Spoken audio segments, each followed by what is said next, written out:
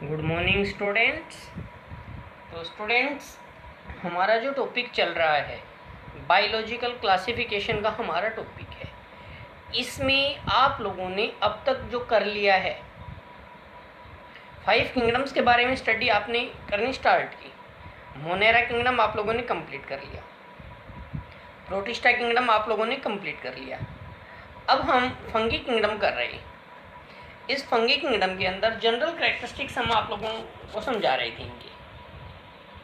तो in general characteristics में आप लोगों ने ये देखा कि भाई फंगी के जो जनरल कैरेक्टरिस्टिक्स किए कि ऑलमोस्ट ऑल प्लेसेस में फंगी ग्रो कर रही थी, मॉइस्ट ह्यूमिड इन्वायरमेंट में फंगी ग्रो कर रही थी।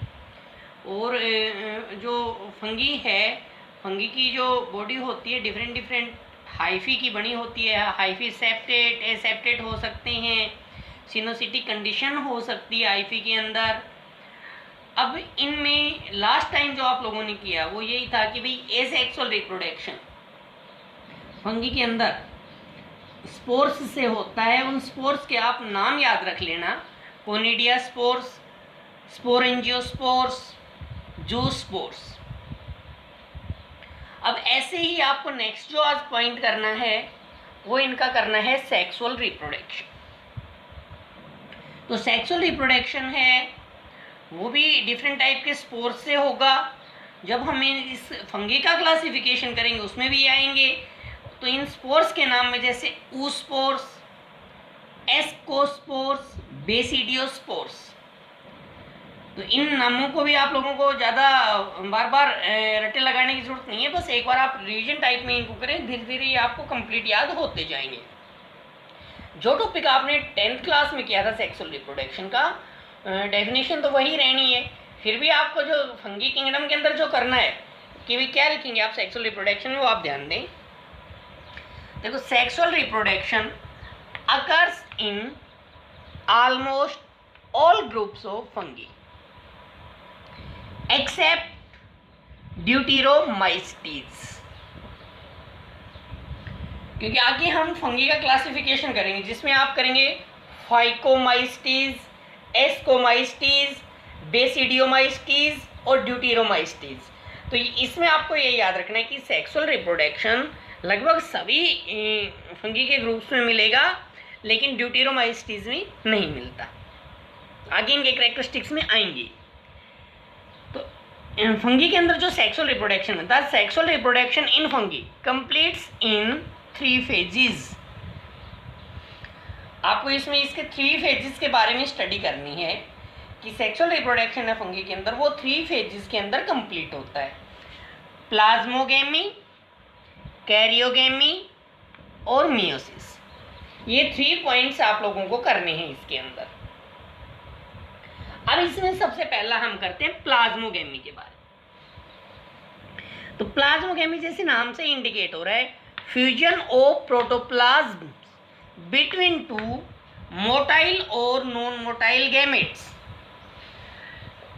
या तो दोनों गैमेट्स मोटाइल हो सकते हैं या दोनों नॉन मोटाइल हो सकते हैं, या एक मोटाइल हो सकता है एक नॉन मोटाइल हो सकता है। आपको इसमें ये याद रखना है इनके प्रोटोप्लाज्म का फ्यूजन होना गैमेट्स के, उनके लिए जो टर्म यूज होती है वो है प्लाज्मोगेमी। तो आप सिंपल तरीके से याद रख लेंगे कि फ्यूजन, जुड़ना ऑफ प्रोटोप्लाज्म्स, प्रोटोप्लाज्म्स का जुड़ना। सेकंड पॉइंट आता है कैरियोगेमी। कैरियोगेमी में जो आपको याद रखना है fusion of 2 nuclei called karyogamy. भाई इससे पहले वाले स्टेप में प्रोटोप्लाज्म जुड़ा था, अब उनके दोनों न्यूक्लियाई भी आपस में फ्यूजअप हो जाएं, उसके लिए जो टर्म यूज होगी वो टर्म यूज होगी कैरियोगेमी। नेक्स्ट पॉइंट जो अब आपको इसमें करना है भाई मियोसिस। तो meiosis in zygote resulting in haploid spores. Zygote के अंदर मियोटिक डिवीजन हुआ और उससे हैप्लॉइड स्पोर्स बने, और वो स्पोर्स जर्मिनेट होके ना दोबारा से क्या बनाएंगे, कंप्लीट फंगी की फॉर्मेशन करेंगे। इसमें थोड़ा सा हैप्लॉइड डिप्लॉइड का मैं आपको बताऊंगा, पहले आप ये कीजिए। Usually meiosis occurs immediately after fusion of 2 nuclei.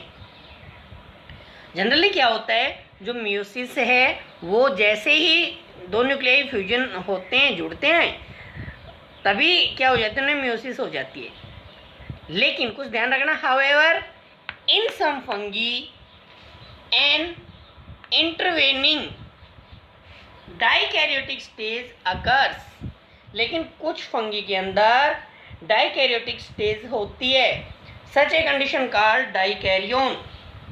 इस कंडीशन को क्या नाम दिया गया, dikaryon, and the phase is called dikaryophase of fungus, और इस फेज को डाइकैरियोफेज कहा जाता है फंगस की। अब इसमें आपको क्या करना है, थोड़ा सा मैं आपको ये डाइकैरियोन फेज के बारे में ही बताता हूँ। पहले आप क्या करेंगे कि इसके लिए आपको कुछ पॉइंट्स का ध्यान रखना है। क्रोमोसोम्स नंबर बेस पे आप 2 वर्ड याद रखें बेटा, एक तो हैप्लॉइड,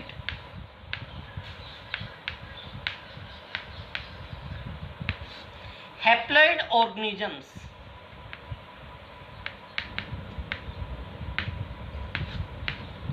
हैप्लॉइड ऑर्गेनिजम्स में आप the organisms in which chromosomes are present in a single set, जिसमें क्रोमोसोम्स हैं वो सिंगल सेट के अंदर प्रेजेंट होते हैं।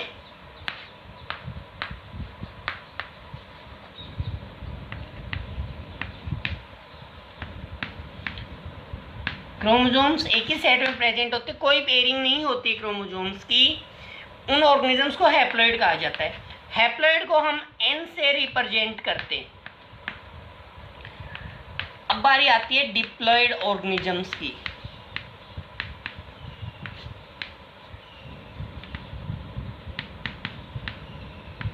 तो इससे बिल्कुल थोड़ा सा आप अपोजिट मानेंगे कि इनके अंदर डिप्लॉइड ऑर्गेनिजम्स में पेयर के अंदर क्रोमोसोम्स प्रेजेंट होते हैं, that means chromosomes are present in double set.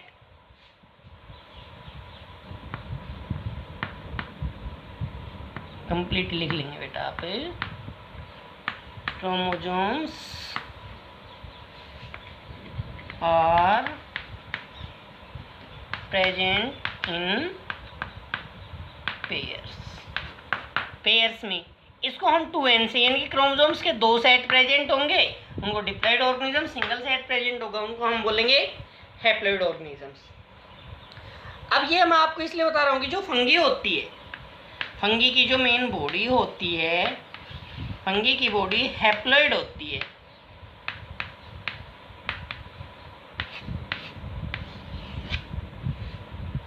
तो हैप्लॉइड को हम एन से रिप्रेजेंट कर रहे हैं, मेन बॉडी इनकी हैप्लॉइड है। अब ये जब ग्रो कर रही है और इनके अंदर जब स्पोर्स बन रहे हैं, अभी हम सेक्सुअल रिप्रोडक्शन में हम बात कर रहे थे, तो जो स्पोर्स बने, स्पोर्स बनने के बाद आपस में फ्यूजन होकर जाइगोट बनेंगे, यानी कि प्लाज्मोगेमी। प्लाज्मोगेमी में आपने क्या किया कि भी 2 गैमेट्स थे, इनका साइटोप्लाज्म फ्यूजअप हो गया और न्यूक्लियस अलग रह गई, और जैसे न्यूक्लियस कैरियोगेमी में न्यूक्लियस जुड़ रहे हैं, डाइकैरियोन फेज जिसको आप बताएंगे, तो उसमें ये याद रखेंगे कि जब प्रोटोप्लाज्म तो जुड़ गया इनका, और कंडीशन में अभी न्यूक्लियाई नहीं जुड़े हैं, एन ये भाई हैप्लॉइड। आप ये देखें कि फंगी की बॉडी हैप्लॉइड है, तो हैप्लॉइड से एक गैमेट तो ये बन गया और दूसरा गैमेट ये हो गया, क्योंकि sexual reproduction fusion of gametes आप कर रहे हैं। तो आपके पास ये 2 गैमेट्स हैं, इनका फ्यूजन होना है, तो फ्यूजन होना है तो उसमें जो पहला स्टेप है प्लाज्मोगेमी, तो प्लाज्मोगेमी में इन दोनों का जो प्रोटोप्लास्ट है वो जुड़ा, जैसे ऐसे इन दोनों का प्रोटोप्लास्ट जुड़ गया लेकिन न्यूक्लियस नहीं जुड़े, तो एन ये n+n स्टेज आ गई ना, अभी जुड़े नहीं है, तो इस स्टेज को जो नाम दिया गया है वो डाइकैरियोन कहा गया, और इस फेज को डाइकैरियो फेज कहा गया। इसके बाद जैसे इन न्यूक्लियाई फ्यूजअप हो जाएंगे, तो दैट मीन्स आप ये लगा लो कि भाई ये फ्यूजअप हो गई, n+n था तो ये 2n हो गया इनका, डिप्लॉइड जाइगोट बन गया ये। इस जाइगोट के अंदर मेयोटिक डिवीजन आगे आपको बतानी है, उससे मेयोटिक डिवीजन से वो स्पोर्स बनेंगे, स्पोर्स जर्मिनेट होके, क्योंकि जाइगोट के अंदर जब मियोसिस होती है, आप लोगों को याद रखना है, सेल डिवीजन में भी आपको याद रखना है माइटोसिस और मियोसिस। माइटोसिस के अंदर जैसी पेरेंट सेल है वैसी ही डॉटर सेल बनेगी, इनकी अगर हैप्लॉइड पेरेंट सेल है तो डॉटर सेल भी कैसी बनेगी, हैप्लॉइड बनेगी। लेकिन मियोसिस के अंदर क्रोमोसोम नंबर हाफ हो जाते हैं। तो यहाँ आपको सबसे इंपॉर्टेंट पॉइंट याद रखना है, यहाँ जाइगोट के अंदर मियोटिक डिवीजन हुई और अब मियोसिस होने के बाद जो स्पोर्स बनेंगे वो स्पोर्स बनेंगे हैप्लॉइड एन वाले बनेंगे, और ये स्पोर्स जर्मिनेट होके ना नई फंगी बनाएंगे। तो ये कुछ पॉइंट्स हैं माइटोसिस मियोसिस के, मैंने आपको 10th में भी बताए थे, और वैसे एक बार आप रिवाइज भी करना। सिंपल टर्म्स है, माइटोसिस सेल डिवीजन है जिसको हम इक्वेशनल डिवीजन बोलते हैं। जैसी पेरेंट सेल होगी वैसी ही डॉटर सेल की प्लोइडी की फॉर्मेशन होगी, और मियोसिस के अंदर जो पेरेंट सेल है उससे हाफ क्रोमोसोम नंबर जाएंगे डॉटर सेल्स के अंदर, इनकी रिडक्शनल डिवीजन हो जाएगा मियोसिस। तो यहाँ जाइगोट के अंदर मियोटिक डिवीजन बतानी है आपको, फिर उससे फिर दोबारा से हैप्लॉइड फंगी बनेगी। ये यहाँ तक आप लोग करना, और ये भी ध्यान देना कि जिस स्टूडेंट का कोई भी टॉपिक बचा हुआ है वो टेंशन ना ले, आराम से जैसे ही अपनी कंडीशंस नॉर्मल होंगी आप लोगों के बचे हुए सारे टॉपिक कंप्लीट होंगे। और एक दूसरे स्टूडेंट्स के कांटेक्ट में भी रहें, कोई वीडियो अवेलेबल नहीं किसी और से आपको मिल जाए तो आप उससे वो ले लें, थोड़ा सा धीरे धीरे अपनी स्टडी करते रहें। बुक है, पहले आप NCERT की बुक परचेज़ करें और उसमें पढ़ना स्टार्ट करें। कोई प्रॉब्लम आती है फिर भी नहीं डाउट क्लियर हो रहे हैं, आप मेरे से मेरे पर्सनल नंबर पे कांटेक्ट कर सकते हैं। किसी भी स्टूडेंट को कोई भी प्रॉब्लम आ रही है तो कभी भी पूछ सकता है वो। धीरे धीरे आप ये करते जाएं। और एक और है बेटा, खुद के नोट्स बनाने स्टार्ट करो आप, क्योंकि आपको बहुत अच्छा रहेगा जब आप आगे नीट की एग्ज़ाम में बैठेंगे तो खुद के बनाए हुए नोट्स हैं वो दी बेस्ट रहेंगे। फिर भी कोई प्रॉब्लम आए तो पूछ लेना, बाकी कल करेंगे।